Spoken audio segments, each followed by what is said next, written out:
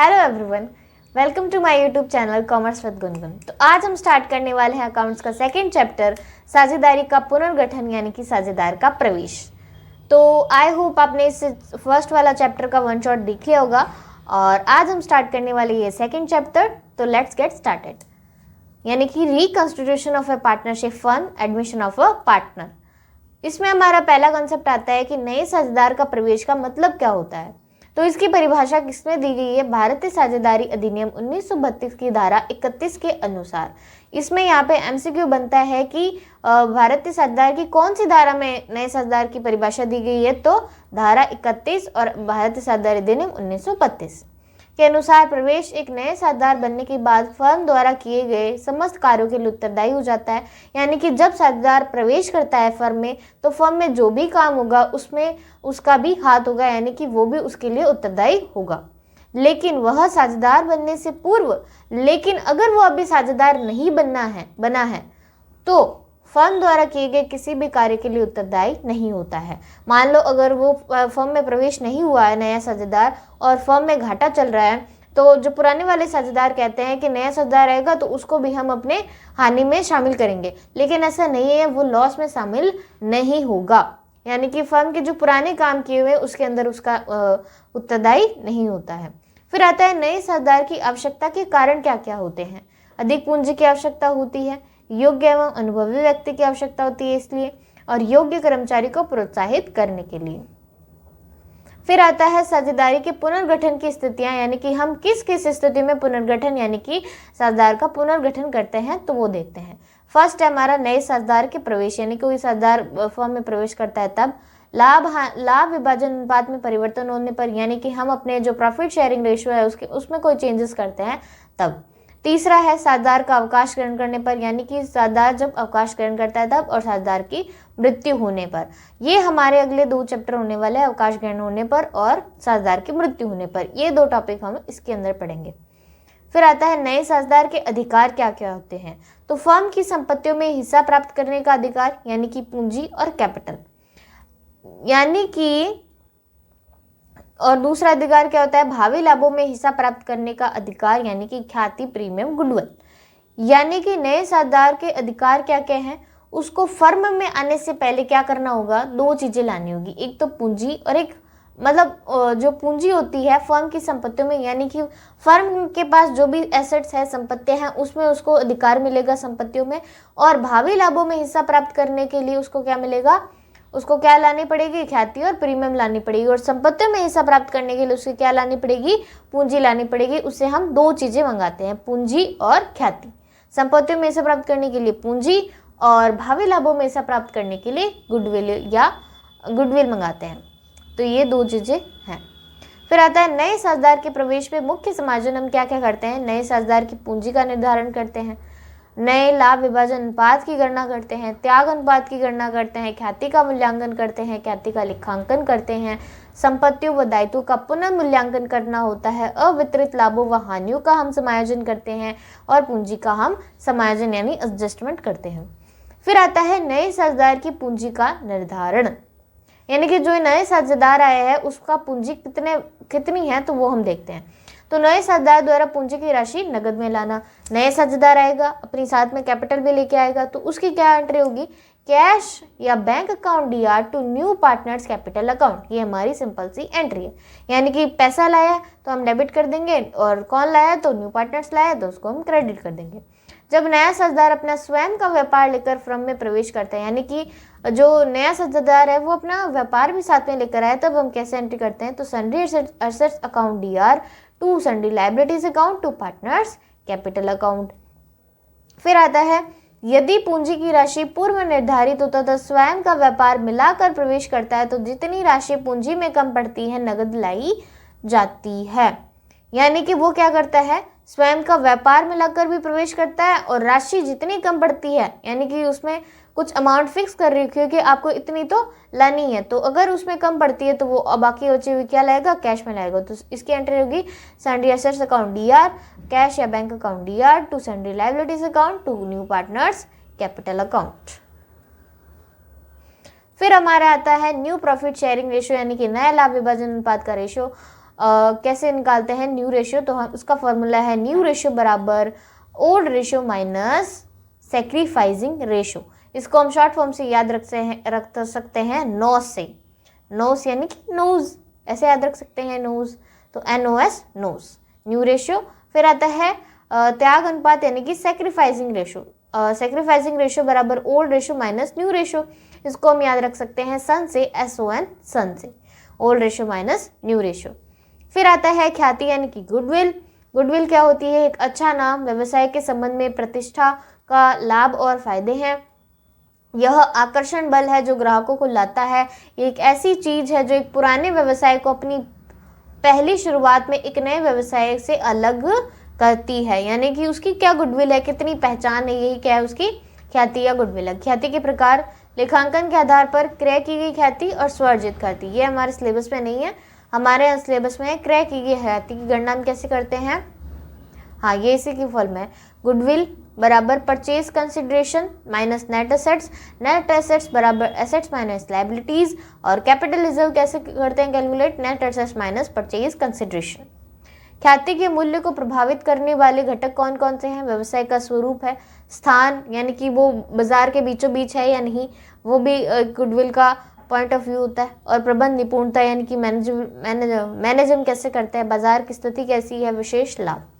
ख्याति के मूल्यांकन की विधियां, ये हमारा इंपॉर्टेंट हो जाता है, इससे क्वेश्चन जरूर बनते हैं कि आपको गुडविल की गणना करनी होती है। तो इसकी 3 विधियां होती है, औसत लाभ विधि, अधिलाभ विधि और पूंजीकरण विधि।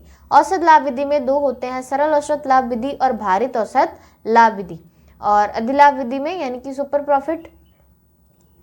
फिर आता है पूंजीकरण विधि यानी कि कैपिटलाइजेशन मेथड, औसत लाभों की पूंजीकरण विधि और अधिलाभों की पूंजीकरण विधि। औसत लाभ विधि यानी कि एवरेज प्रॉफिट मेथड में सरल औसत लाभ विधि का फॉर्मूला क्या होता है? पहले गुडविल निकालने का फॉर्मूला क्या है? गुडविल बराबर एवरेज प्रॉफिट गुणा नंबर ऑफ ईयर परचेजिंग। क्या है? गुडविल बराबर एवरेज प्रॉफिट गुणा नंबर ऑफ ईयर परचेजिंग। अब हम यहाँ पे एवरेज प्रॉफिट कैसे निकालेंगे? तो एवरेज प्रॉफिट बराबर टोटल एडजस्टेड प्रॉफिट बटे नंबर ऑफ ईयर्स निकाल के हम एवरेज प्रॉफिट निकालते हैं। फिर आता है भारित औसत लाभ विधि यानी कि वेटेड एवरेज प्रॉफिट। गुडविल कैसे निकालेंगे इससे? वेटेड एवरेज प्रॉफिट गुणा नंबर ऑफ ईयर परचेजिंग। फिर हम वेटेड एवरेज प्रॉफिट कैसे निकालते हैं? टोटल प्रोडक्ट बटे टोटल वेट करके हम वेट एवरेज प्रॉफिट निकालते हैं। भारित औसत लाभ की गणना हम ऐसे टेबल बना के कर सकते हैं, जैसे कि यहाँ पे ईयर, यहाँ पे प्रॉफिट लिखा, यहाँ पे वेट लिखा, फिर प्रॉफिट और वेट का हम क्या करते हैं? मल्टीप्लाई करते हैं, तो हमारे पास क्या आ जाता है? प्रोडक्ट आ जाता है।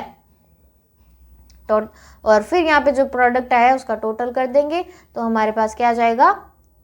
टोटल प्रोडक्ट आ जाएगा। फिर आता है अधिलाभ विधि यानी कि सुपर प्रॉफिट मेथड। इसकी क्या फॉर्मूला है? गुडविल बराबर सुपर प्रॉफिट गुणा number of year purchasing. Super profit कैसे निकालते हैं? Average profit minus normal profit.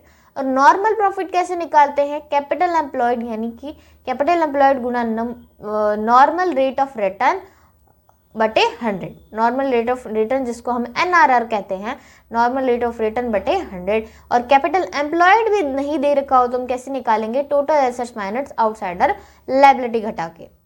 फिर आता है पूंजीकरण विधि यानी कि कैपिटलाइजेशन मेथड। औसत लाभों की पूंजीकरण विधि यानी कि गुडविल कम कैसे निकालेंगे? गुडविल बराबर capitalise value of average profit minus capital employed. और capitalise value of average profit नहीं दे रखा हो क्वेश्चन में, तो कैसे निकालेंगे? एवरेज प्रॉफिट बटे NRR यानी कि नॉर्मल रेट ऑफ रिटर्न गुणा 100 करके हम capitalise value of average profit निकाल सकते हैं। फिर आता है अधिलाभों की पूंजीकरण विधि यानी कि सुपर प्रॉफिट की कैपिटलाइजेशन मेथड क्या है? तो गुडविल बराबर सुपर प्रॉफिट गुणा 100 बटे NRR करके यानी कि नॉर्मल रेट ऑफ रिटर्न करके हम गुडविल निकाल सकते हैं।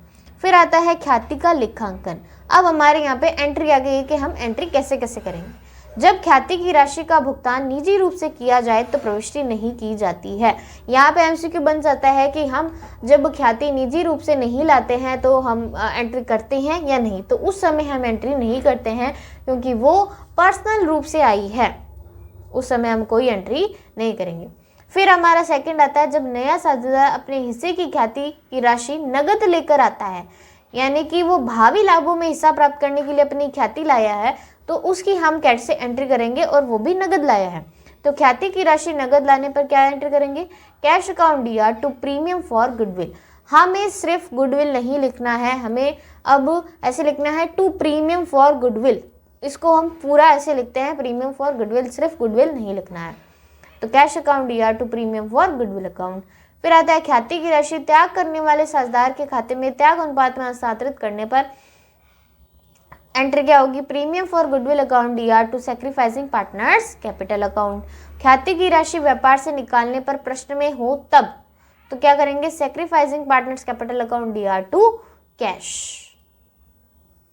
इसका मतलब है कि कुछ जो गुडविल लाए हैं वो पुराने साझेदार क्या करते हैं, अपने त्याग अनुपात में क्या कर लेते हैं, बांट लेते हैं। तो हम उसकी एंट्री ऐसे करेंगे, और वही बांटी हुई गुडविल कोई पार्टनर जो है अपने घर ले जाता है, यानी कि अपने मतलब ड्राइंग्स के रूप में ले जाता है, तो हम उसकी एंट्री करेंगे sacrificing partners capital account DR to cash, यानी कि वो गुडविल निकाल लेता है।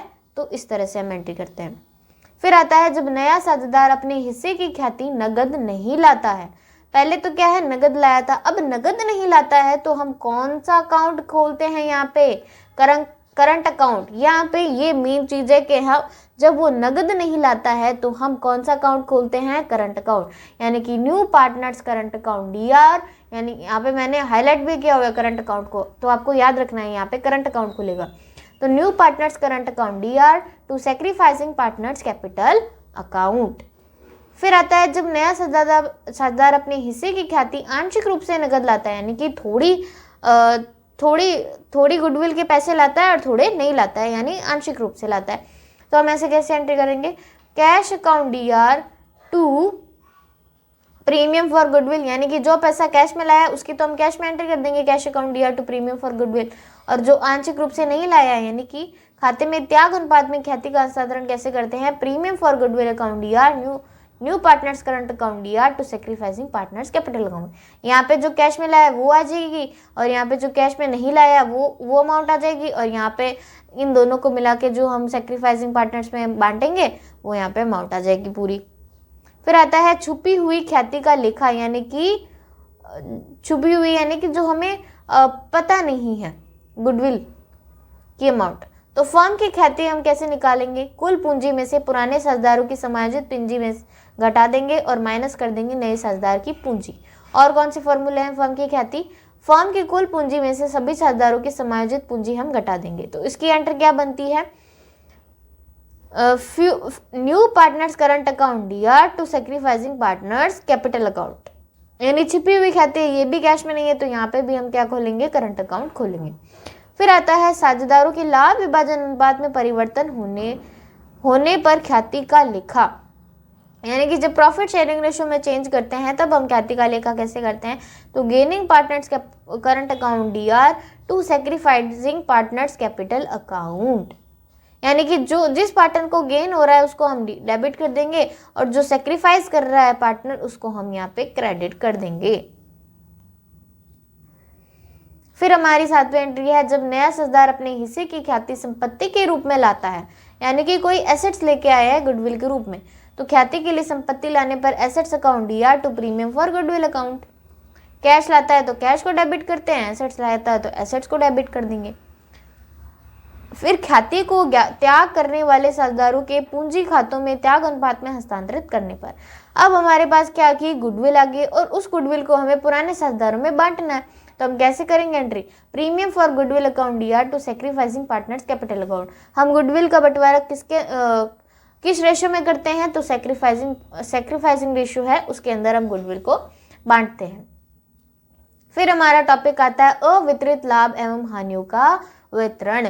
अवितरित लाभों हेतु प्रविष्टि क्या होगी, undistributed profit account DR to old partners capital account. और साझेदारों के पूंजी खातों चालू खातों के क्रेडिट साइड में हम ये एंट्री करते हैं। अवितरित हानियों की प्रविष्टि, अनडिस्ट्रीब्यूटेड प्रॉफिट को तो हम डेबिट करते हैं, और अनडिस्ट्रीब्यूटेड लॉस को हम क्या करते हैं, क्रेडिट करते हैं। जैसे कि P&L का डेबिट बैलेंस हो गया या डेफर्ड रेवेन्यू एक्सपेंडिचर हो गया। तो हम कैसे एंटर करेंगे, old partners capital account DR to P&L account debit balance और to deferred revenue expenditure account.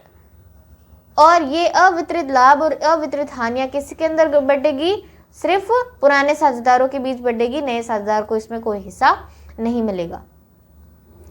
ये किसके अंदर होगी, साझेदारों की पूंजी खातों में चालू खातों के डेबिट साइड में। फिर आता है संपत्तियों का पुनर्मूल्यांकन व दायित्व का निर्धारण, यानी कि रीवैल्यूएशन अकाउंट हम जब यहाँ पे करते हैं तो वो देखते हैं। तो जब साझेदार संपत्तियों एवं दायित्वों को नए मूल्य पर दिखाते हो, यानी कि हम अपनी एसेट्स और लायबिलिटीज को किस नए मूल्य पर दिखाते हैं, तो हम कौन सा अकाउंट बनाते हैं, रीवैल्यूएशन अकाउंट बनाते हैं, यानी कि पुनर्मूल्यांकन खाता बनाते हैं। यहाँ पर एक मैंने ट्रिक लिख रखी है कि अगर एसेट्स गिरेगी, एसेट्स की अमाउंट गिरेगी तो हम यहाँ पे लिखेंगे, और प्रॉफिट एंड लॉस होगा तो यहाँ पे लिखेंगे। लायबिलिटीज और प्रॉफिट, और यहाँ पे मतलब जो प्रॉफिट है हमारा और लायबिलिटी है वो बढ़ेगी तो हम यहाँ पे लिखेंगे, और एसेट्स यहाँ पे बढ़ेगी तो यहाँ पे लिखेंगे, और जो प्रॉफिट एंड लॉस है यानी कि लायबिलिटी एंड प्रोविजन है वो यहाँ पे नीचे गिरेगी तो यहाँ पे लिखेंगे। यहाँ पे फॉर्मेट दिया हुआ है, to decrease in value of assets, यानी कि वैल्यू एसेट्स की डिक्रीज होगी तो यहाँ पे टू डेबिट साइड में, और to increase in value of liabilities and provision and liability बढ़ेगी तो हम डेबिट साइड में लिखेंगे, यानी कि एसेट्स घटेगी, प्रोविजन एंड लायबिलिटी बढ़ेगी। यहाँ पे क्रेडिट साइड में एसेट्स बढ़ेगी और लायबिलिटी एंड प्रोविजन घटेगी तो क्रेडिट साइड में। To increase in value of liabilities and provision, to unliquidated liabilities, to profit on revaluation transfer to old partners capital account in OPSR, यानी कि old profit sharing ratio है।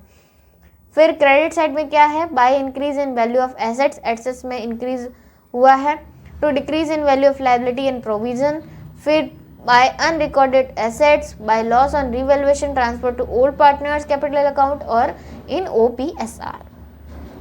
फिर आता है साझेदारों की पूंजी का समायोजन, यानी कि कैपिटल का एडजस्टमेंट अब कैसे करते हैं।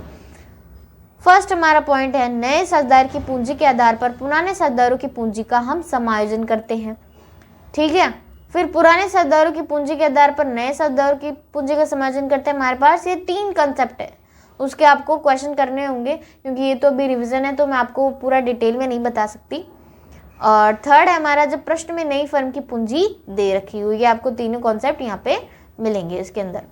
फिर आता है वर्तमान साझेदारों के लाभ विभाजन अनुपात में परिवर्तन, यानी कि परिवर्तन कैसे होता है, तो त्याग अनुपात व फायदे के अनुपात का निर्धारण।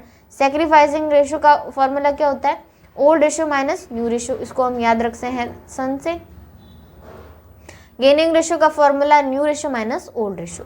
फिर आता है ख्याति का लेखांकन व्यवहार, तो गेनिंग पार्टनर्स इसकी एंट्री क्या है, gaining partners capital account DR to sacrificing partners capital या करंट अकाउंट। अवितरित लाभों व हानियों का लेखांकन, जब खाते बंद कर दी जाए, जब खातों पुस्तकों में रखे जाए। और संपत्ति व दायित्वों के पुनर्मूल्यांकन का लेखांकन, जब पुनर्मूल्यांकन का मूल्य पुस्तकों में दिखाया जाए तब, और जब पुनर्मूल्यांकन खाता नहीं बनाया जाए तब।